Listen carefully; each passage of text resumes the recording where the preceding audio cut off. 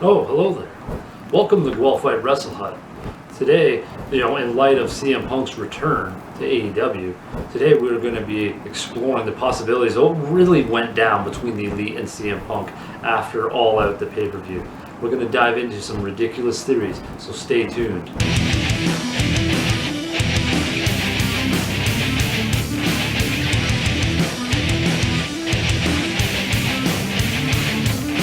Standing on the pier, I look to the air, the edge of the world, and look to ascend. So welcome to Guelph Wrestle Hut. I am Andrew Sennedra. This is Captain Iced Earth Wannabe Witch Fingers. And shut up. And today we are exploring what really went down between the Elite and CM Punk. But before we get into that, this video is sponsored by Zlata S Arts. She did the fantastic artwork of this dude's ridiculous melon. And her links to her Instagram, and actually she also has a YouTube channel, will be in the description below, along with our Teespring, where you can get our merch, My Heavy Listening and His Ridiculous Melon. Anyways, let's get into the theories that we're going to propose here. What really went down between Hangman, but the Elite and CM Punk? Was it all a work? Did they pull the wool over our eyes entirely? But we got some theories here. Like maybe it wasn't about what Punk said about the Elite, what he said about Hangman and Colt Cabana in the conference after All Out that night. Maybe there was more issues here. Maybe it had to do with the ridiculous celebration dance that he had in the locker room. It's absolutely ridiculous. Here's a clip of what he maybe have done. Reenactment here.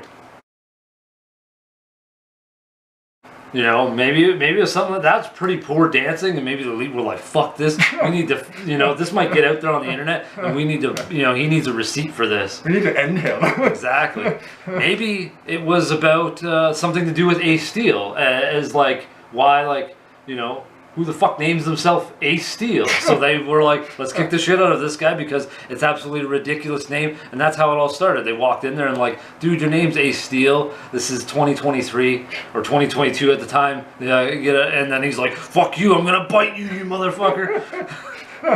Oh, and you actually have a proposal of a thought that why this happened. Yeah, also another possibility is CM Punk, he just had a match. He's tired. He's like really hungry. He's like hangry.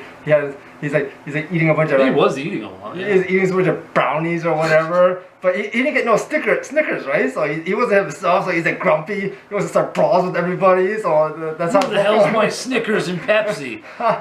So he had a food mood swing. Or maybe it had something to do with when CM Punk talked about Colt Cabana's bank account. That's one thing you never do is you don't talk about another man's bank account. You don't diss that shit. Say what you want about Colt's mother, but you start talking about that money, that bank account. That's a cross in the line, that's boy. Personal. Yeah, that's way too fucking personal. Leave the man's bank account out of it. It's go time. Or maybe it was like the long, battle between Punk and Kenny, behind the scenes when they're talking about like Punk's a dog guy, Kenny's a cat guy. They were like having these intense debates, these arguments over like what animal pet is better, like what is what. And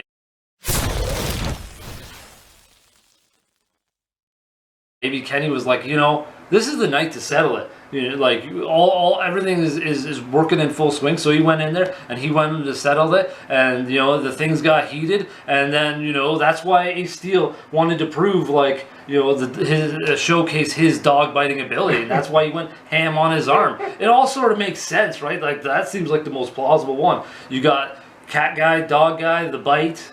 I wonder if Omega took out the scratching abilities, but yeah, that's a Bullet Club trait, right? The scratching of the back, right? He should have been like, shit, I wish El Phantasmo was here. He would have done like this mega, back scratch on him. That would have fucking backed me up.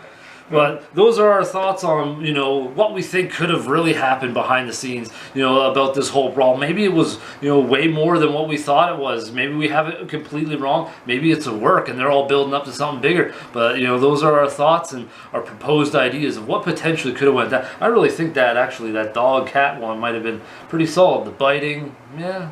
You never know. But those are ridiculous theories. You know, if you have any ridiculous ideas of what really might have went down on All Out that evening, whatever it was, September, let us know down in the comments below. If you got any ridiculous ideas that you think we should cover, you know, comment on that as well. Until next time, folks, how about some heavy wrestling?